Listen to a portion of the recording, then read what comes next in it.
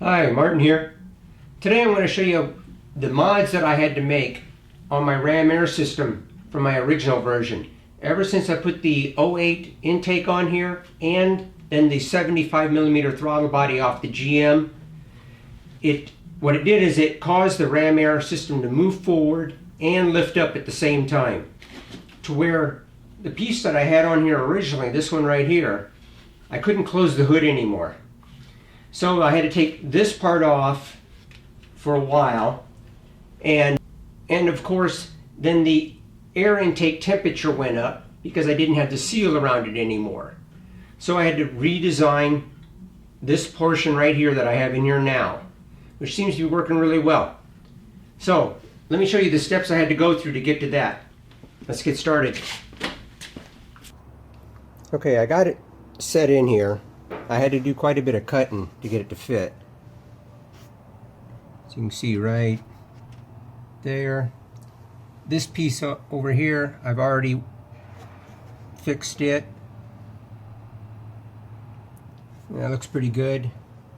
What I basically did is cut out that piece that was there and reversed it, flipped it around, because it was poking the other way. And the reason I had to move it is because of, right there, you see the AC line was the main part it was hitting, and also back here with the AC, just on the back side of it. But it was mostly this right here. So now I'll just do pretty much the same thing over here and get that filled in. I have an extra one of these air silencer boxes, and what I did right here, you can already see the chunks I cut out, and that was to reform the other box, to get it to so everything cleared. Now this would be on top of here like so.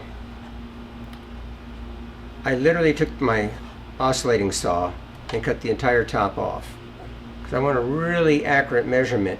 And I can lay this on a piece of aluminum, like this one here, lay that on there, right where I want it, and then I drew a line all the way around it. So now I'm going to cut this out, where you see the gold line, with a jigsaw. Alright, well, I'm going to get this cut out.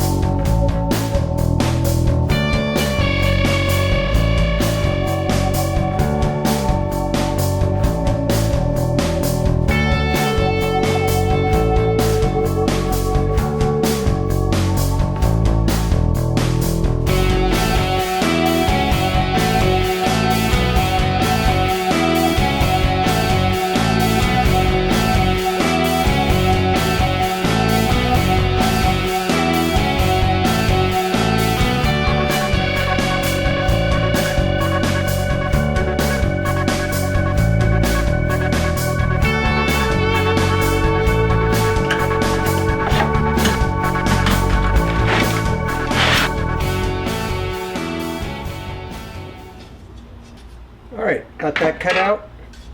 Now I just got to get it fit into this. And actually at this point I want to use my actual ram air system and make sure it fits in there properly.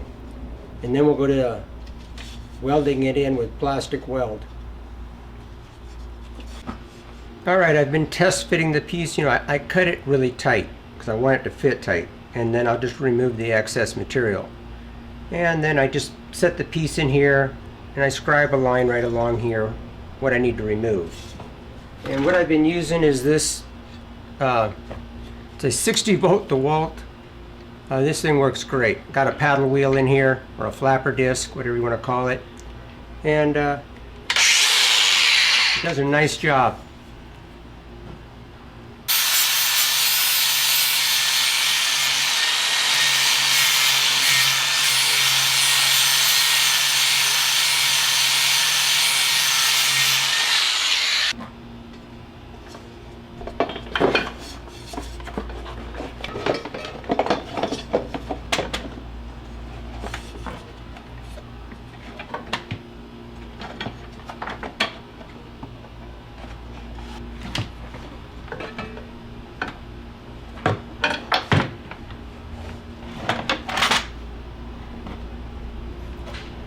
pretty much what it's going to look like. I got a little tweaking yet to do. We're just right down in here, so I can get this to go where I want it to. I got this piece fitted on here, and I did some plastic welding with this. I've done a lot of videos and used this plastic welder a lot, and it's worked always very well. Of course, this is the first time I've ever plastic welded something where there's a piece of aluminum involved, and it's not working up like I wanted it to. I'll show you a shot here. Right there, you can see it's kind of flaking up. You know, it's, of course, it's not going to stick to this aluminum, and it's just not what I had in mind. Now, I got a hot air plastic welder. Well, I was thinking if I got a large amount of plastic and just laid a nice big old fat bead right on top of here, because what's happening is this is going to be pushed down because of the pressure of the gasket that I'm putting in here, the foam, and the hood. It's going to be wanting to push it down. I don't really need it to be sealed around the top because there won't be any upward pressure. I'm just going to give that a shot. And I've never really used this plastic hot air welder before. I've played around with it a little bit, and I'm always going back to this one. I like it better. And well, we'll give this a shot and see what happens.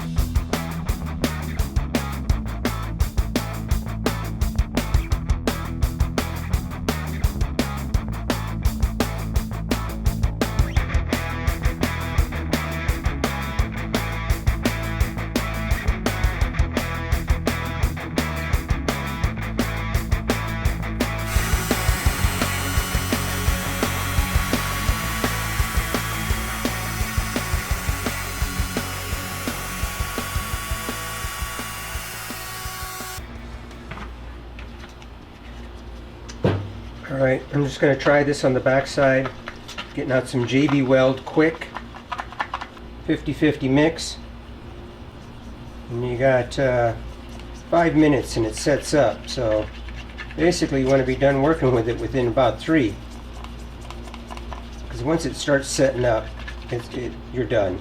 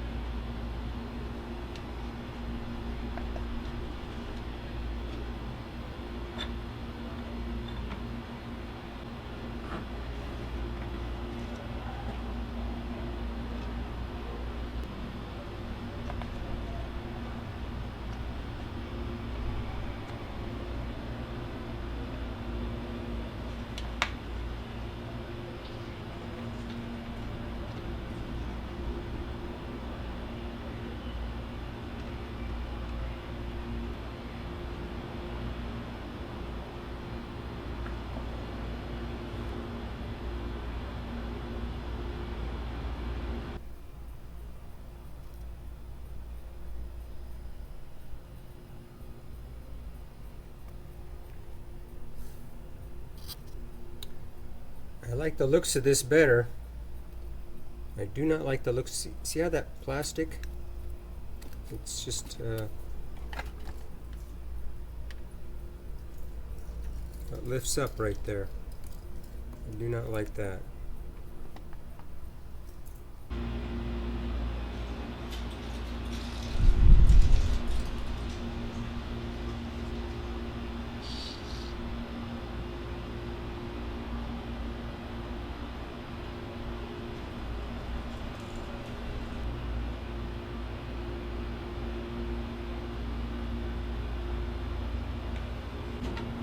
Okay, I have it all JB welded in combination of some plastic welding, like you saw. I think the JB weld probably went the best and technically the quickest. Well, here's what I ended up with.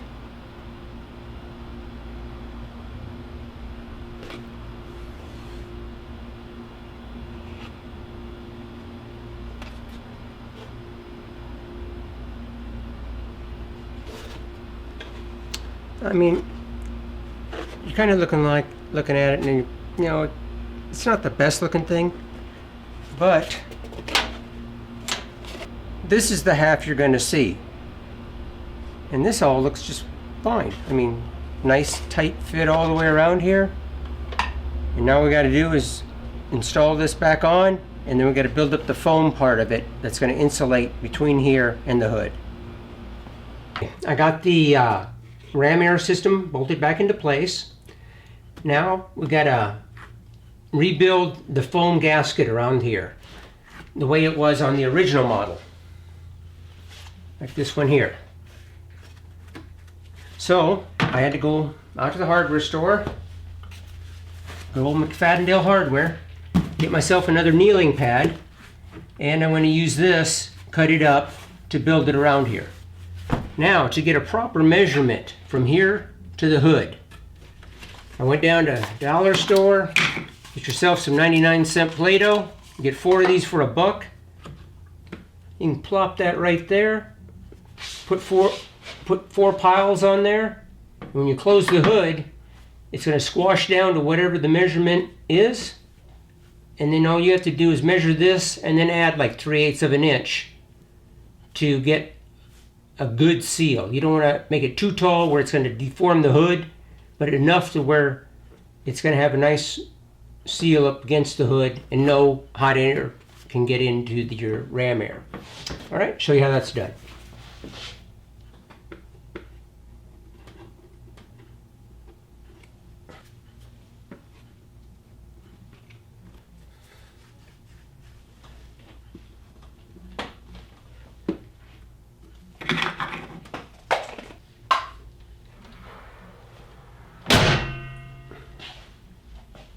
And right down here, you can see it's squashed down. Now I can get a good measurement when I lift the hood up. And there you have it. Because I can already tell this side over here sits a little bit, it's going to be less foam. The motor probably doesn't sit in here perfectly level, and actually I can kind of see it back here. And that could be the condition of the motor mounts that cause that. And then this side's going to be a little taller. Yeah, I can see it all the way around here. And that's why it's important to do this, and that way you're not causing one side to be, if you went off this measurement, you'd be deforming the hood on this side.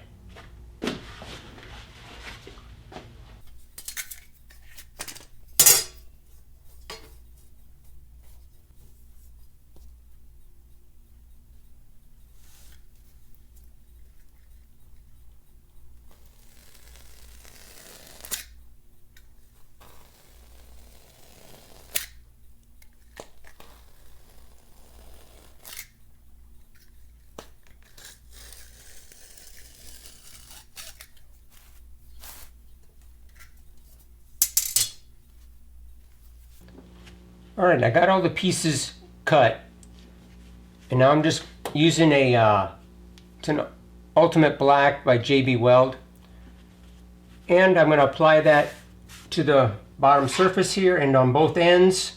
I've already glued these 3 into place, got the one to finish, and then allow it to sit, I would recommend overnight. before closing the hood down.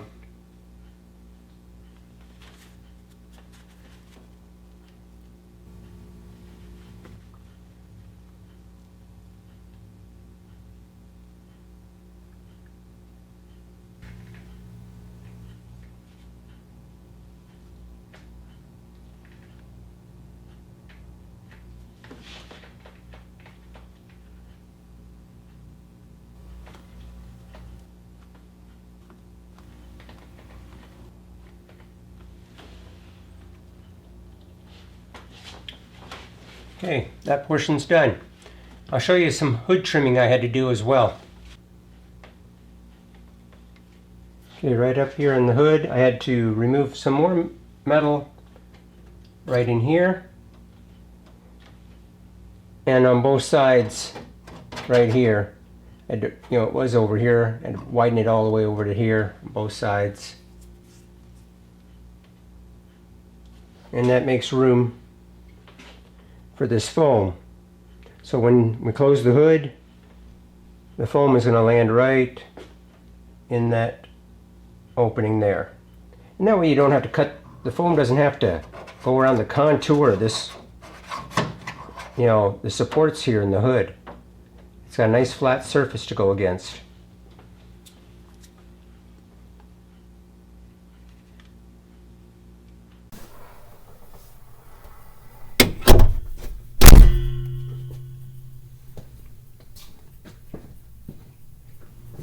Alright, after getting it all built, I put it back on the vehicle and took it for a drive.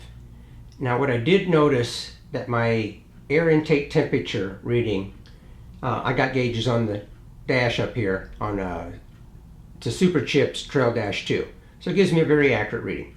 But what I noticed that I was getting probably somewhere between a 7 to almost 10 degree higher reading than the ambient temperature. Where before, the way I had it designed, I was staying pretty much right at ambient, maybe a degree or so above. And that all depends also on the RPM in the engine. Higher the RPM, the closer you're going to be to ambient because you're just sucking more air in.